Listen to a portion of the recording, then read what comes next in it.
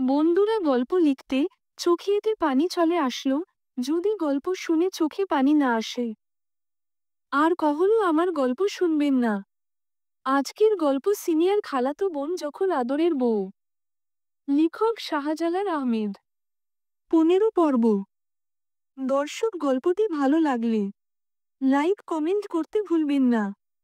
আর নতুন নতুন গল্প পেতে চ্যানেলটি সাবস্ক্রাইব করে পাশে থাকবেন। তাহলে গল্পটি বাকি অংশ শুরু করা যাক। লাবণী আমার বুকের মাঝে ঘুমিয়ে পড়েছে।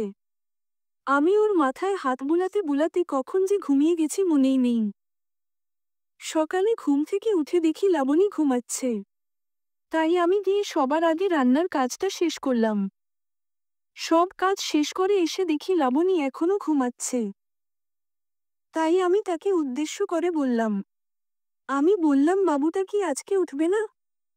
লাবণী বলল, হু, উঠব তো। আমি বললাম, হু, তাড়াতাড়ি উঠে পড়ো, তোমার জন্য আমার পরীগুলোর কষ্ট হচ্ছে।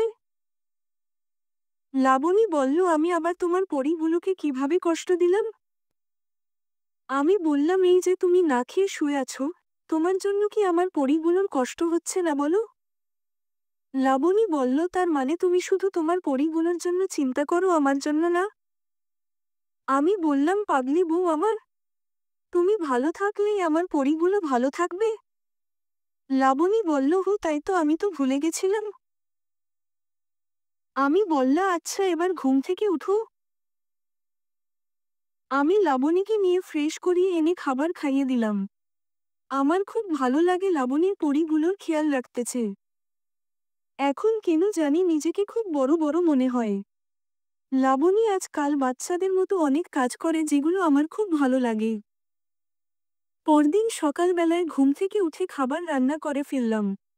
লাবণীর অসুস্থতার কারণে এই কাজগুলো আমি প্রতিদিন করি, কষ্ট হলেও আমার খুব ভালোই লাগে। বাবা হব সেই আনন্দে।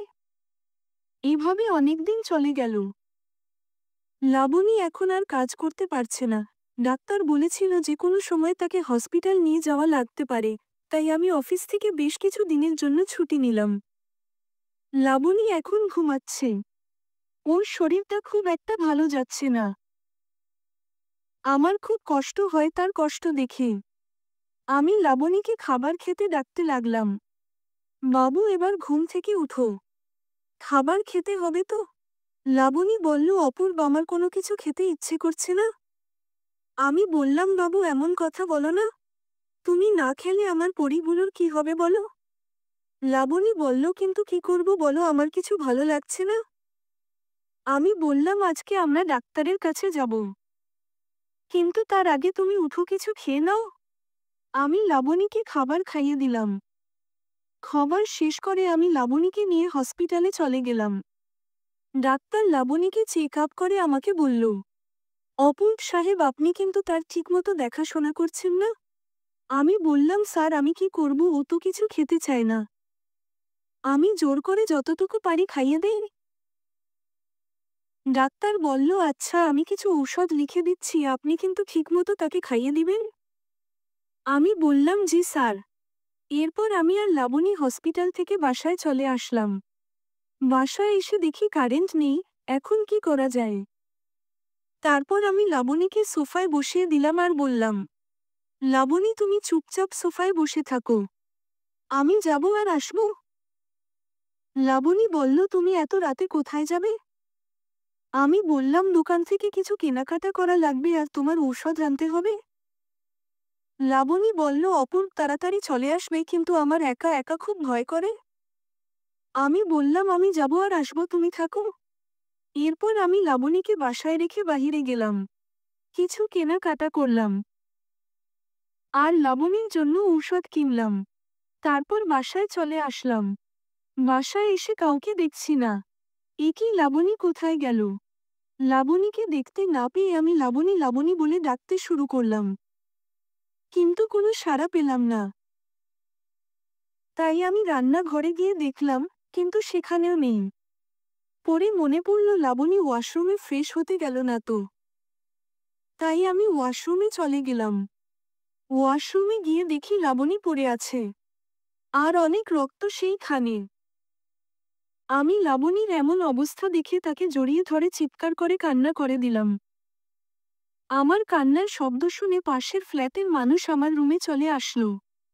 আমার কান্না দেখে একটা চাচা বলতে লাগলো, এই তোমরা সবাই হা করে কি দেখো? মেয়েটাকে ধরো, ওকে হসপিটালে নিয়ে যেতে হবে। আমি বললাম, চাচা আমার লাবণীর কিছু হবে না তো? চাচা বলল, বাবা তুমি কান্না করো না, সবকিছু ঠিক হয়ে যাবে। আমি বললাম, চাচা আমার লাবণীর কিছু হলে আমি বাঁচব না। চাচা বলল, বাবা ওসব ভাবতে নেই, আগে লাবণীকে নিয়ে হসপিটালে চলো। এরপর আমি লাবণীকে কোলে করে নিয়ে গাড়িতে শুইয়ে দিলাম। সবাই গাড়িতে বসে আছে। প্রায় 1 ঘন্টা পর আমরা হসপিটালে এসে পৌঁছালাম। হসপিটালে এসেই আমি ডাক্তার বলে চিৎকার করতে লাগলাম। সাথে সাথে ডাক্তার আসলো আর লাবণীকে আইসিইউতে নিয়ে গেল। লাবণীকে ছাড়া আমি বাঁচব না। আমি কিছুতে হতভম্ব হয়ে দাঁড়িয়ে আছি। কি করব না করব কিছুই বুঝতে পারছি না। চাচা আমাকে বলতে শুরু করল, বাবা তোমার আম্মুকে ফোন করে জানাও। আমি বললাম, চাচা আমি তাদের কাছে আর কোনো দিন ফোন করব না। তাদের সাথে আমার কোনো সম্পর্ক নেই। চাচা বলল, বাবা এভাবে বলতে নেই, তারাও তোমাদেরকে ভালোবাসে। রাগ করো না বাবা, তাদেরকে ফোন করে আসতে বলো। আমি বললাম, চাচা আমি পারবো না। চাচা বলল, আচ্ছা তোমাকে বলতে হবে না, তাদের ফোন নাম্বার দাও, আমি তাদেরকে আসতে বলছি। আমি চাচাকে আব্বু আর খালামণির মোবাইল নাম্বার দিলাম। চাচা তাদেরকে ফোন করে সবকিছু বলল। তারা নাকি আসতেছে। কিছুক্ষণ পর ডাক্তার আসলো আর এসে আমাকে বলল, অপূর্ব সাহেব আপনার সাথে আমার কিছু কথা আছে, প্লিজ আমার কেবিনে আসুন। আমি বললাম, আচ্ছা চলুন। আমি ডাক্তারের কেবিনে গেলাম। ডাক্তারের কেবিনে যেতেই ডাক্তার আমাকে বলল, ডাক্তার বলল আপনাকে বলেছিলাম তাকে কখনো একা ছাড়বেন না। তার অবস্থা এখন খুব খারাপ, আজকে হয়তো ডেলিভারি করাতে হবে। আমি বলল, স্যার আপনার পায়ে পড়ি, প্লিজ লাবণীকে ভালো করে দিন। যত টাকা লাগে আমি দিব। আপনি আমার লাবণীকে ভালো করে দিন। ডাক্তার বলল, দেখুন অপূর্ব সাহেব, টাকা দিয়ে সবকিছু হয় না। আমরা আমাদের সবটা দিয়ে চেষ্টা করব, বাকিটা আল্লাহর উপর। আমি বললাম, আমি বললাম, স্যার আমি লাবণীকে ছাড়া বাঁচব না, প্লিজ আপনি আমার লাবণীকে ভালো করে দিন। আমি ডাক্তারের পায়ে পড়ে কথাগুলো বললাম।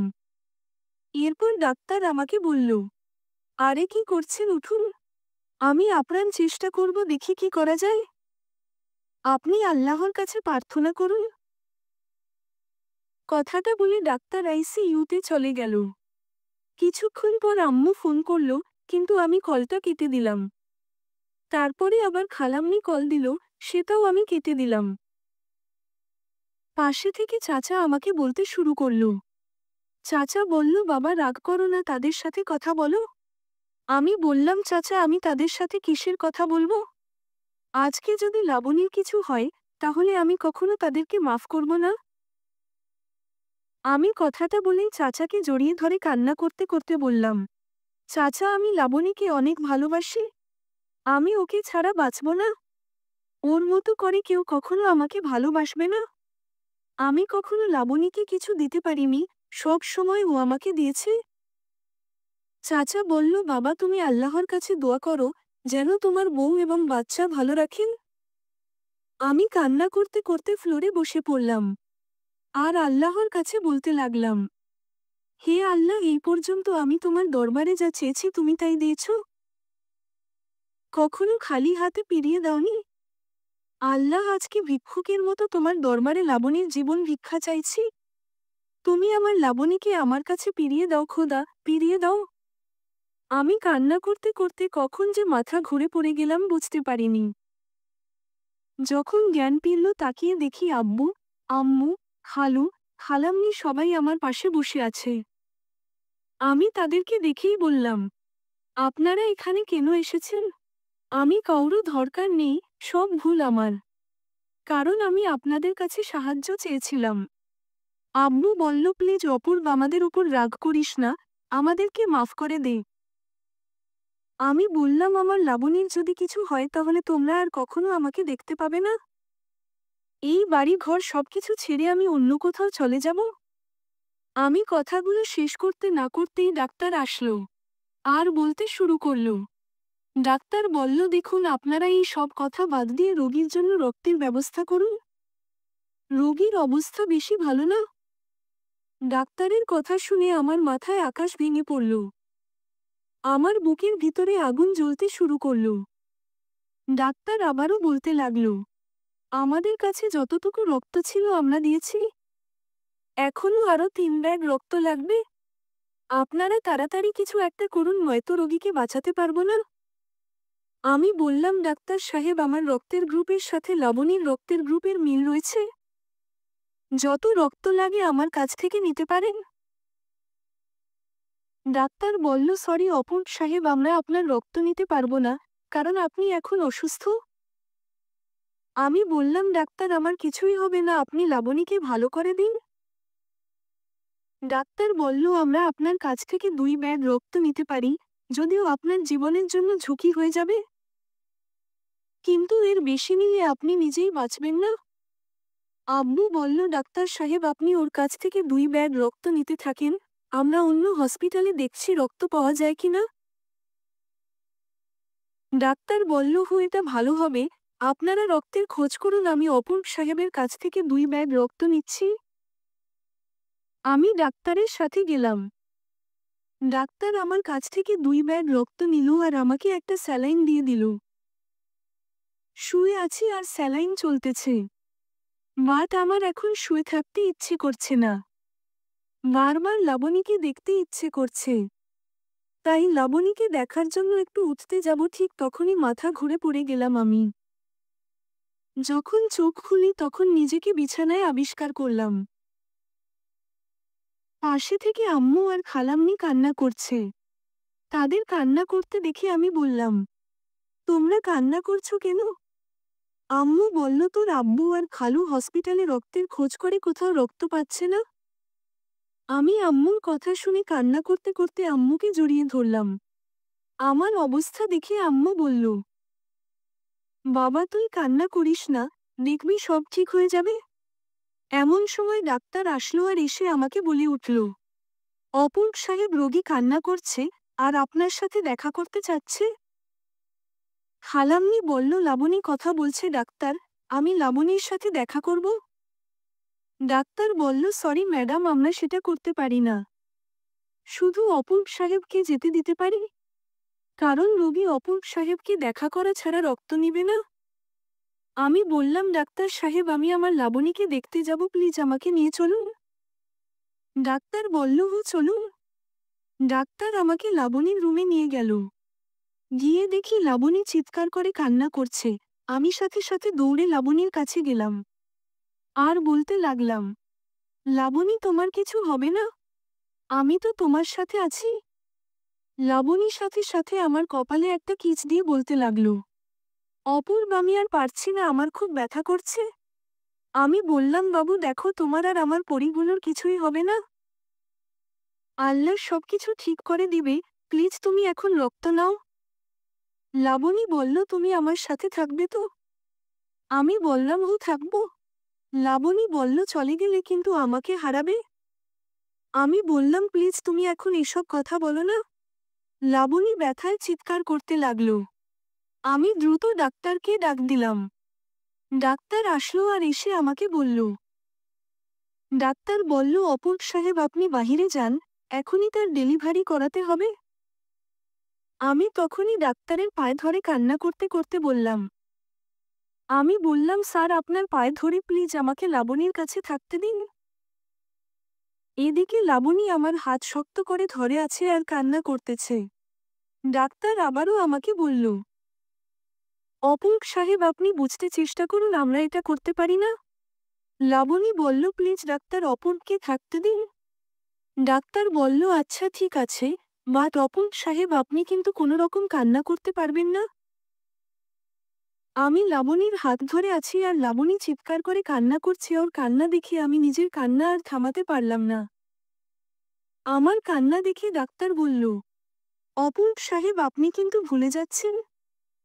আমি বললাম যে স্যার, আমি আর কোনো কান্না করব না। ডাক্তার আর ৩ জন নার্স লাবণীর ডেলিভারি করতেছে। লাবণীর চিৎকার যেন আমার বুকটা ছিদ্র হয়ে যাচ্ছে। আমি দাঁড়িয়ে দাঁড়িয়ে শুধু দেখছি, কিন্তু কোনো কিছুই করতে পারিনি। একটা সময় লাবণী চোখ বন্ধ করে ফেলে। তার কিছুক্ষণ পর ডাক্তার সাহেব আমাকে বলে উঠল, বন্ধুরা, এই ভিডিওর পরবর্তী অংশ আগামীকাল দিব। বন্ধুরা, লাইক কমেন্ট করে চ্যানেলটি সাবস্ক্রাইব করে পাশে থাকবেন। আল্লাহ হাফিজ।